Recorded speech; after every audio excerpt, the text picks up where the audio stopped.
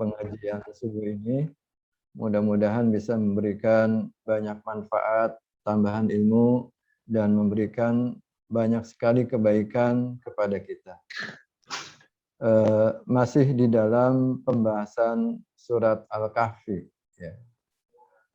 Surat Al-Kahfi beberapa kali sudah saya sampaikan, dan pada pagi hari ini saya ingin sedikit menekankan tentang rahmatullah fi suratil kahfi.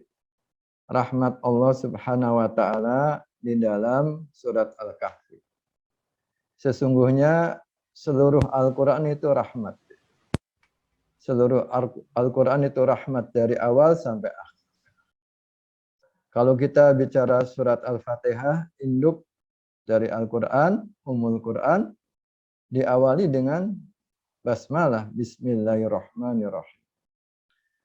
Ya, dan seluruhnya bahwa Al-Qur'an itu rahmat. Wa nunazzilu minal Qur'ani ma huwa syifaa'u wa rahmatul lil mu'minin. Dan Allah Subhanahu wa taala menurunkan Al-Qur'an sebagai obat dan rahmat untuk orang-orang beriman. Demikian juga Rasulullah SAW juga rahmat, wa ma arsalnaka illa rahmatan lil alamin. Jadi rahmat ini sesuatu kebaikan yang luar biasa, kebaikan yang paling baik. Pemberian yang terbaik yang Allah berikan kepada manusia. Dan inilah yang mesti selalu kita cari. Kita mencari rahmat Allah Subhanahu wa taala. Banyak orang mencari ya harta dan siang malam tidak kenal lelah, tetapi lupa mencari rahmat Allah Subhanahu wa taala yang sangat besar, yang lebih besar dari rezeki itu sendiri, yang lebih besar dari harta itu sendiri. Makanya Allah Subhanahu wa taala mengingatkan kepada kita, wa rahmatu rabbika khairun mimma yajma'un, bahwa rahmat Allah itu lebih baik dari apa yang antum kumpulkan. Lebih baik dari apa yang kalian kumpulkan. Kalian mengumpulkan apa? Banyaknya manusia mengumpulkan harta, ya. Dan diantaranya uang, ya, uang dan harta ini yang banyak dicari oleh manusia. Dan Allah mengingatkan wa rahmatu rabbika khairun mimma yajma'un. Dan rahmat Allah itu lebih baik dari apa yang engkau kumpulkan, ya, berupa harta kekayaan. Nah, inilah yang harus terus kita cari, ya, rahmat Allah Subhanahu wa taala, dan kita bersungguh-sungguh untuk mendapatkan rahmat Allah Subhanahu wa taala.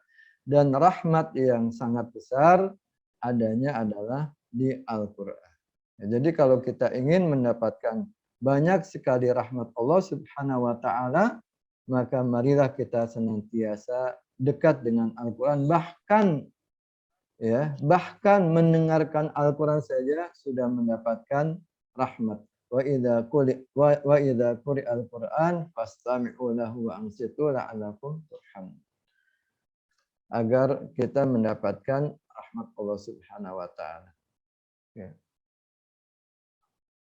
Kemudian misalnya surat yang disebut dengan surat Ar-Rahman, itu semuanya isinya rahmat Allah Subhanahu wa taala. Allah Subhanahu wa taala menyampaikan Ar-Rahman 'allamal Qur'an.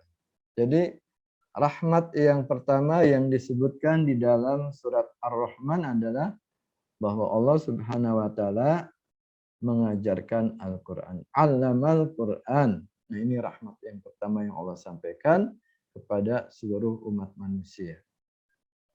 Baru khalaqal insan, ya, bahwa Allah Subhanahu wa taala menciptakan manusia. Kenapa Allah Subhanahu wa taala mendahulukan Al-Qur'an dari manusia? Karena Al-Qur'an itu kalamullah, sementara manusia makhluk. Ya, jadi kalamullah didahulukan dari makhluk Allah Subhanahu wa taala. Ar-Rahman 'allamal Qur'an, khalaqal insan, 'allamahu al-bayan. Kemudian Allah Subhanahu wa taala mengajarkan manusia pandai berbicara. Itu semuanya rahmat Allah Subhanahu wa taala. Dan puncaknya rahmat adalah allamal Quran. Ketika Allah Subhanahu wa taala mengajarkan Al-Quran kepada manusia. Maukah kita belajar Al-Quran? Makanya Rasulullah Shallallahu Alaihi Wasallam menyampaikan, khairukum man ta'allama Al-Quran wa 'allama. Sebaik-baiknya kalian adalah orang yang senantiasa belajar Al-Quran dan mengajarkannya. Para jamaah yang berbahagia, kalau kita berbicara tentang rahmat Allah Subhanahu wa taala di dalam surat Al-Kahfi sesungguhnya sangat banyak sekali ya. Kita awali dengan misalnya kisah Ashabul Kahfi. Ashabul Kahfi berdoa, qalu rabbana atina min ladunka rahmah wa hayyi' lana min amrina rasyada. Itulah yang diminta Ashabul Kahfi. Rabbana atina min ladunka rahmah wa hayyi' lana min amrina rasyada. Ya Allah, berikanlah kepada kami dari sisimu rahmat. Wa hayyi' lana min amrina rasyada. Dan berikanlah petunjuk kepada kami dari segala urusan kami. Jadi Ashabul Kahfi ini betul-betul memahami betul bahwa yang terbaik, pemberian yang terbaik dari Allah Subhanahu wa taala adalah rahmat. Itulah yang diminta Ashabul Kahfi. Dan doa inilah yang harus kita amalkan juga. Rabbana atina min ladunka rahmah wa hayyi' lana min amrina rasyada. Dan Allah Subhanahu wa taala memberikan rahmat itu kepada Ashabul Kahfi ya. Sebutkan di dalam ayat berikutnya, wa idh tazaltumuhum wa ma ya'buduna min dunillah fa'wu ilal kahfi yang syurlakum rabbukum mir rahmati wa yuhayyi' lakum min amrikum mirfaqah ya. Dan rahmat itu Allah berikan kepada Ashabul Kahfi ya. Luar biasa ayat ini, fa'wu ilal kahfi yang syurlakum rabbukum mir rahmatihi ya. Hendaklah engkau berlindung di gua. Jadi rahmat Allah Subhanahu wa taala ya, itu sangat berguna sekali walaupun di gua ya, walaupun di gua ketika rahmat Allah itu ada, datang dan ada di situ, maka gua itu menjadi sesuatu yang sangat membahagiakan, sesuatu yang tidak menakutkan, sesuatu yang menyenangkan, sesuatu yang memberikan harapan ya. Walaupun bentuknya gua. Ya, Allah Subhanahu wa taala menyampaikan fa'u ilal kahfi, berlindunglah ke gua. Yang syurlakum rabbukum, Allah berikan kepada kalian mir rahmatihi, dari rahmat Allah Subhanahu wa taala, wa yuhayyi' lakum min amrikum. Jadi inilah yang mesti kita cari. Apa artinya rumah mewah kalau di dalamnya tidak ada rahmat? Apa artinya mobil mewah kalau di dalamnya tidak ada rahmat? Apa artinya tempat yang baik, bagus kalau di dalamnya tidak ada rahmat?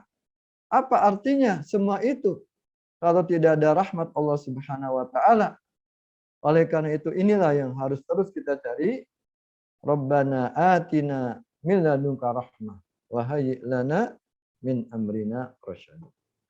Walaupun bentuknya gua, tetapi kalau rahmat Allah ada di situ, maka Allah Subhanahu wa taala akan menyediakan apa yang dibutuhkan oleh manusia. Dan Allah Subhanahu wa taala memberikan kasih sayangnya kepada Ashabul Kahfi, bahkan ditidurkan 300 tahun lebih dan diberikan rezeki kepada mereka selama 300 tahun lebih itu. Ini rahmat Allah Subhanahu wa taala kepada Ashabul Kahfi.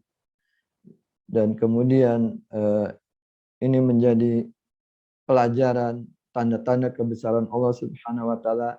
Kisahnya diabadikan di dalam Al-Quran sehingga banyak orang-orang yang beriman dengan kisah ini dan mereka mendapatkan rahmat Allah juga.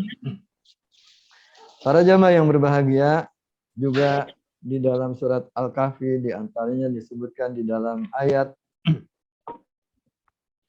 58, kita bisa buka. Wa rabbukal ghafuru dzur rahmah. Law yu'akhiduhum bima kasabu la'ajjala lahumul 'adzab bal lahum mau'idun la yajidu min dunihi mau'ila. Wa rabbukal ghafur dzur rahmah. Allah Subhanahu wa taala Maha Pengampun, dzur rahmah, yang memiliki rahmat. Masya Allah. Ya. Ini yang harus terus kita cari, bagaimana kita mendapatkan rahmat Allah Subhanahu wa taala sebanyak-banyaknya. Dan di antara rahmat Allah Subhanahu wa taala adalah lau yu'akhiduhum bima kasabu. Kalau Allah Subhanahu wa taala akan menghukum dengan apa yang mereka lakukan, kekufuran, keingkaran, kezaliman, la ajjala lahumul adzab. Maka Allah akan menyegerakan azab kepada mereka. Jadi kalau ukurannya kemaksiatan, kezaliman, keingkaran yang dilakukan oleh manusia, maka Allah akan cepat memberikan azab kepada mereka. Tetapi Allah Subhanahu wa taala dzur rahmah, Maha kasih sayang. Allah memaafkan, Allah mengampuni dosa mereka. Allah memberikan kesempatan kepada mereka, kepada manusia untuk kembali, untuk bertobat. Allah menutupi aibnya, Allah menutupi kesalahannya.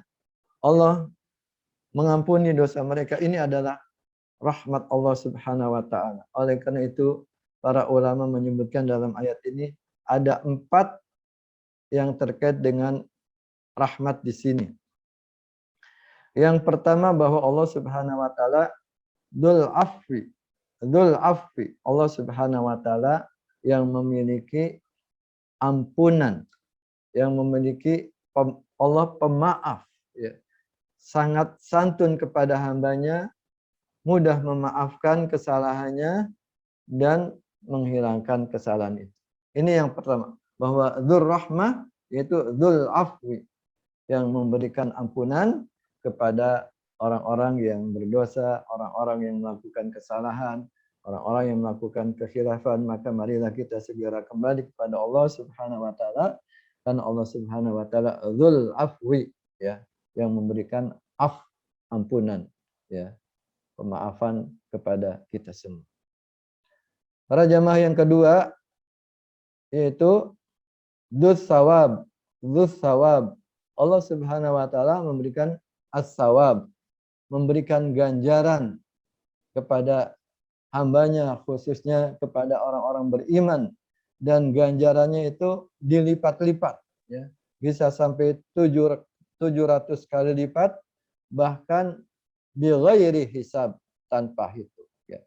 Dzus sawab, Allah Subhanahu wa taala memberikan pahala yang sangat banyak. Dan di antara pahala yang sangat banyak Allah berikan kepada orang-orang yang senantiasa berinteraksi dengan Al-Qur'an. Man qara'a harfan min kitabillah falahu hasanah wal hasanatu bi asyri amsalihha. Barang siapa yang membaca satu huruf saja, dari Al-Qur'an akan mendapatkan hasanah, dan hasanah itu akan dibalas dengan 10 kebaikan. Ya. Rasulullah menyampaikan, la aqulu alif lam mim harf.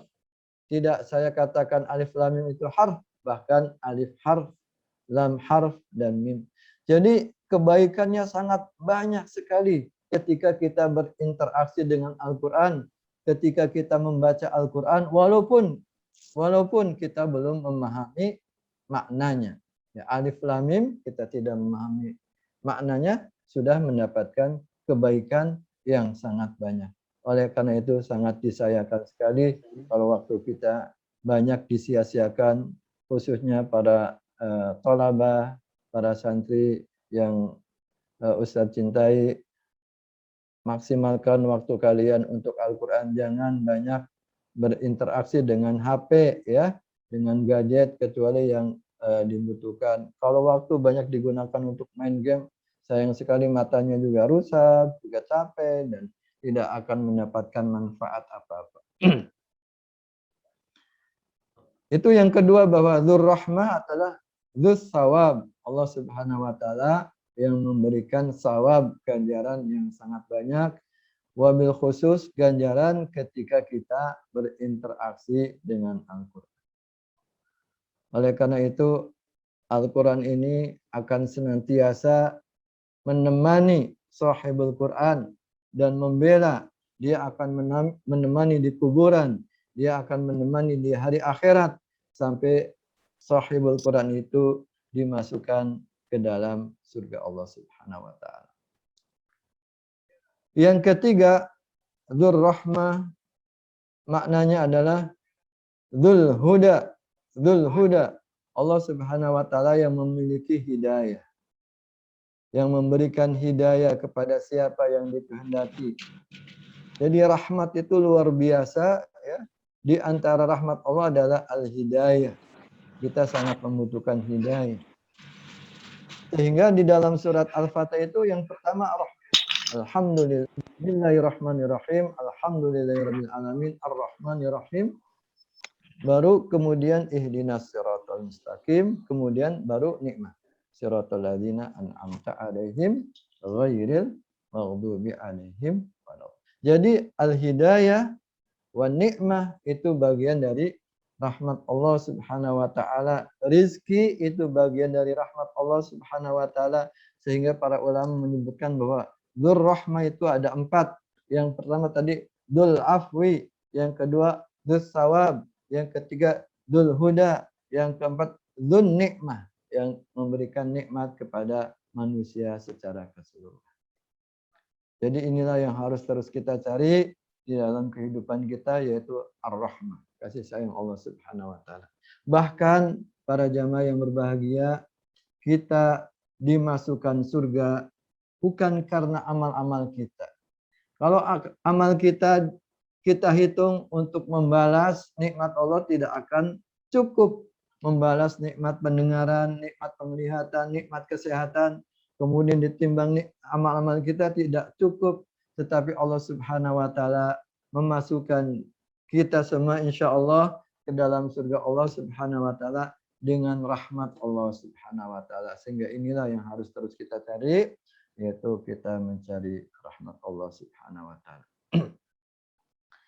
Kemudian para jamaah, para hadirin hadirat yang berbahagia, di antara rahmat Allah Subhanahu wa taala yang disebutkan di dalam surat Al-Kahfi juga terkait dengan kisah ya. Nabi Musa bersama Khidir. Nabi Musa bersama Khidir, kisahnya kita semuanya mengetahui ya. Di dalam ayat berapa?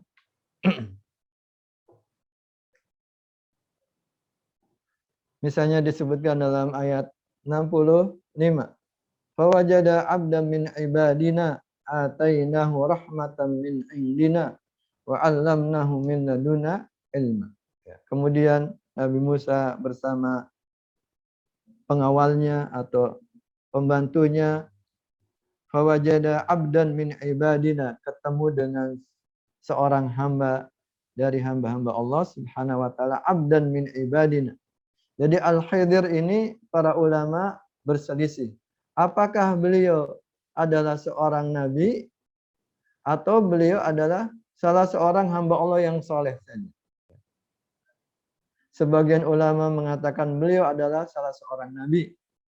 Sebagian yang lain mengatakan beliau adalah bukan nabi tetapi salah seorang hamba Allah yang soleh. Sebagaimana di dalam ayat ini juga disampaikan bahwa fawajada 'abdan min ibadina atainahu rahmatan min indina, yang Allah Subhanahu wa taala berikan rahmat ya kepada Khidir dari sisi Allah Subhanahu wa taala, wa 'allamnahu min ladunna ilma, dan Allah ajarkan banyak sekali ilmu kepada Khidir, sesuatu yang tidak diberikan kepada yang lain. Kemudian Nabi Musa belajar pada Khidir ya, berjalan wantolako. Jadi kalau belajar itu memang harus pergi ya, berjalan, pergi, belajar ya, tidak di rumah saja.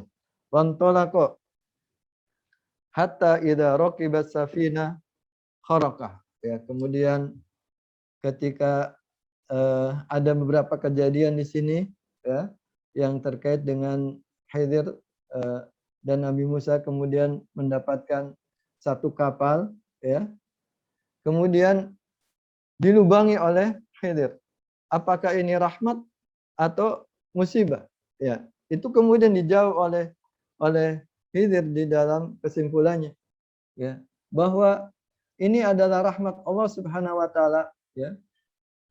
Al-Khidir melubangi kapal itu. Kenapa? Karena di sana ada raja, ya. Ketika melihat ada kapal dan kapalnya bagus itu disita, dicuri, diambil, dirampok. Maka supaya kapal ini tidak dirampok, dibikin lubang sehingga raja yang zalim atau penguasa yang zalim di lautan itu tidak mengambil kapal itu karena kapal itu cacat. Maka itulah rahmat Allah Subhanahu wa taala kepada pemilik kapal itu. Kelihatannya merusak ya, tetapi ternyata itu rahmat Allah Subhanahu wa taala. Karena Allah Subhanahu wa taala memberikan rahmat kepada Al-Khidr, ya, sesuatu yang mungkin tidak diketahui oleh yang lain. Allah Subhanahu wa taala memberikan ilmu kepada Khidr, sesuatu yang tidak diketahui oleh yang lain. Ini yang pertama. Kemudian ketemu anak kecil. Ketemu anak kecil dibunuh. Ya. Ini rahmat atau bukan? Ya. Ya, kalau sebelumnya kita tidak tahu, mungkin ini kejam sekali, dibunuh. Ya. Tetapi kemudian Nabi Khidir atau Al-Khidir menerangkan, ya, ini ilmu dari Allah Subhanahu wa taala bahwa anak ini adalah orang tuanya orang-orang beriman. Tapi anak ini, ya, kalau besar dia menjadi kafir, ya, karena pergaulannya, karena lingkungannya. Maka Khidir membunuh anak ini rahmatan liwalidayhi, sebagai rahmat untuk kedua orang tuanya, rahmat untuk anaknya juga, karena ketika anak belum balik tentu saja tidak berdosa, apalagi kalau sudah besar dia menjadi kafir, tentu saja akan masuk neraka. Jadi ini walaupun kelihatannya membunuh, jadi rahmah. Di dalam Islam ada juga istilah qatlur rahmah, ya, membunuh karena kasih sayang. Ya, membunuh karena kasih sayang itu di antaranya hukum qisas, ya, hukum qisas. Ketika seorang melakukan kejahatan pembunuhan dan dengan sengaja terbukti, maka di dalam Islam dikenakan hukum qisas. Walakum fil qisasi haya. Di dalam qisas itu ada kehidupan.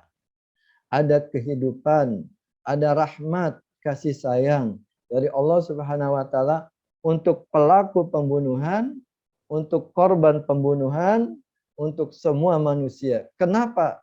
Karena ketika hukum qisas itu diterapkan, maka orang yang lain, yang jahat yang lain tidak akan berani melakukan kejahatan pembunuhan karena hukum itu ditegakkan.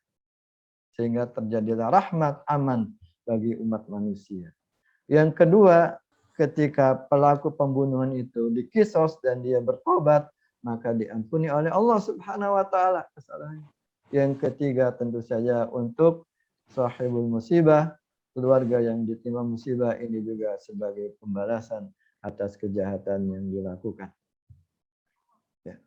Jadi ini ajaran Islam itu luar biasa, rahmat semuanya, ya, termasuk pada hal-hal yang kelihatannya serem, ya, tetapi itu di situ ada rahmat kasih sayang Allah Subhanahu wa taala. Kemudian yang ketiga, ya, kisah Khidir dan Nabi Musa mendapati rumah yang hampir roboh, kemudian diperbaiki oleh Khidir dan Nabi Musa. Nabi Musa mempertanyakan, kenapa kita tidak minta upah? Maka disampaikan, in hadza firaqu baini wa bainak. Ini perpisahan kita.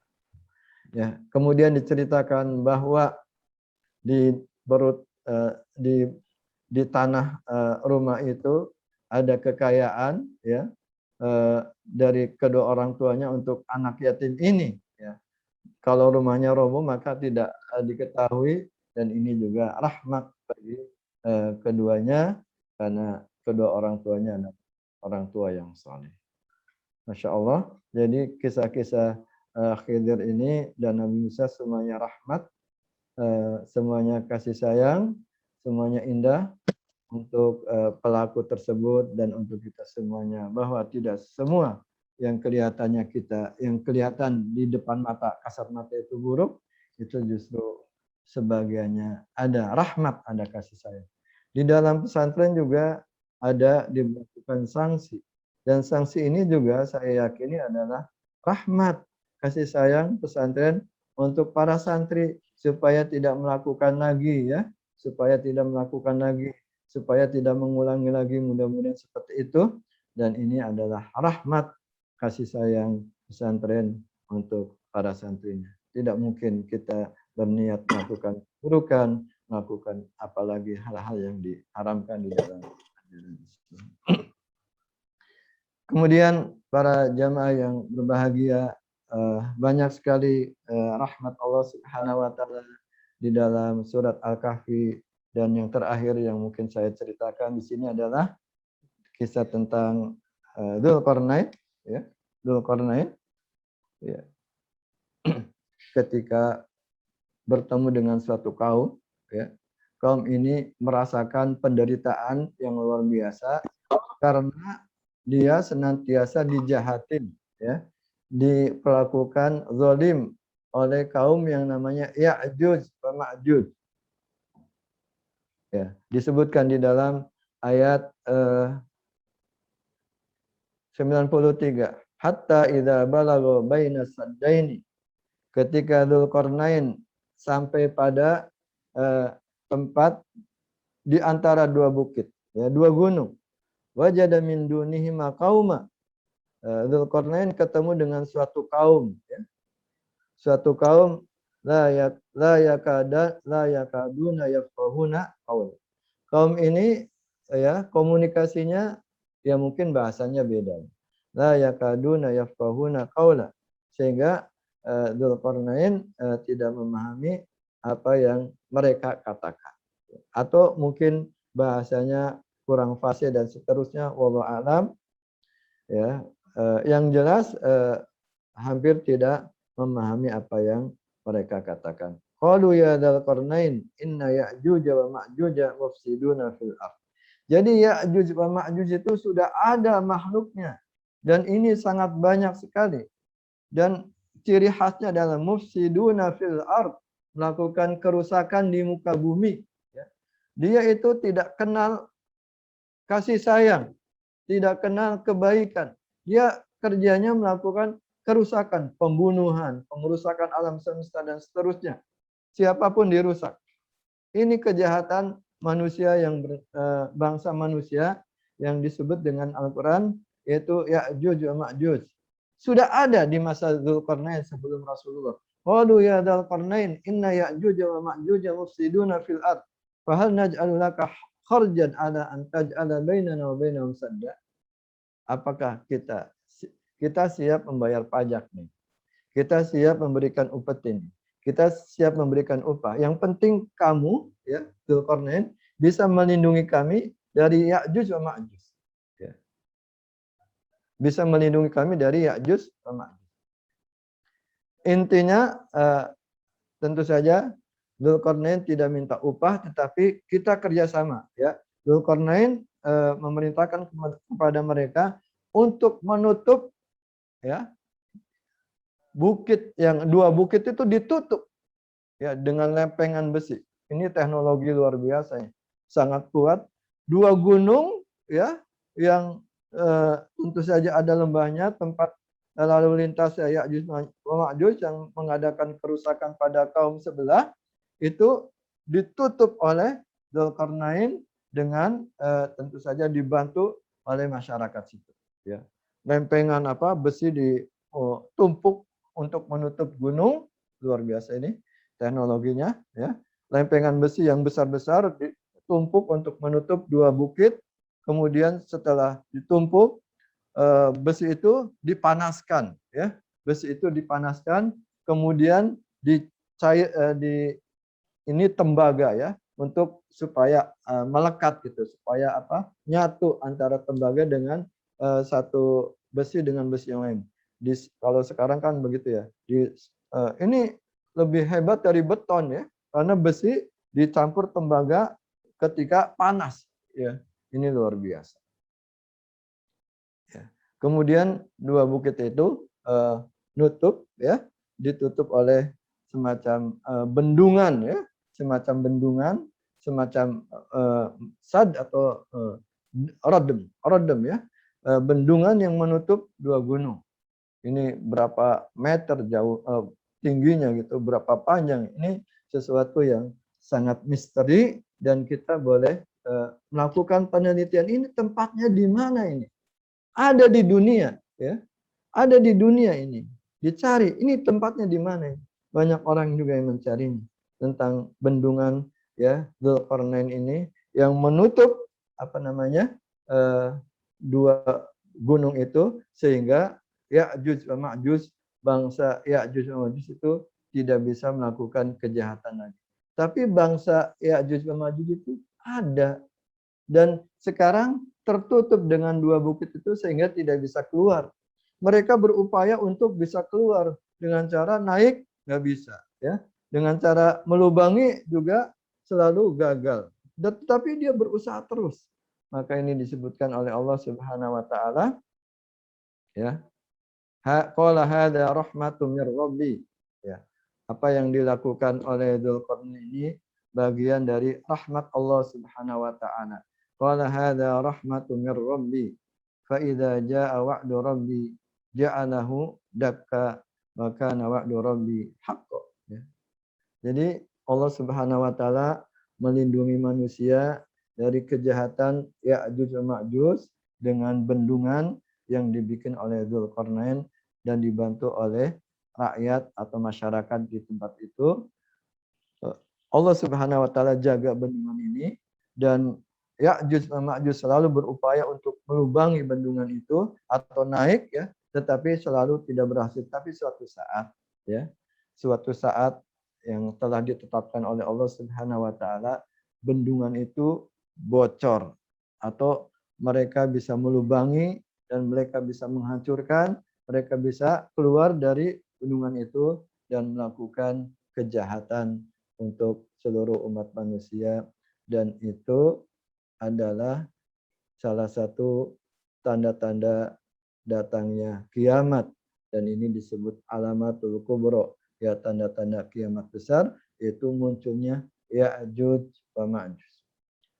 Para hadirin, para jamaah, mudah-mudahan kita diberi perlindungan oleh Allah Subhanahu wa taala, dibebaskan dari fitnah-fitnah akhir zaman ya, dan kita sekarang sudah berada di akhir zaman sehingga salah satu yang dianjurkan oleh Rasulullah SAW untuk senantiasa dibaca adalah suratul Kahfi, lebih khusus di hari Jumat atau di malam Jumat.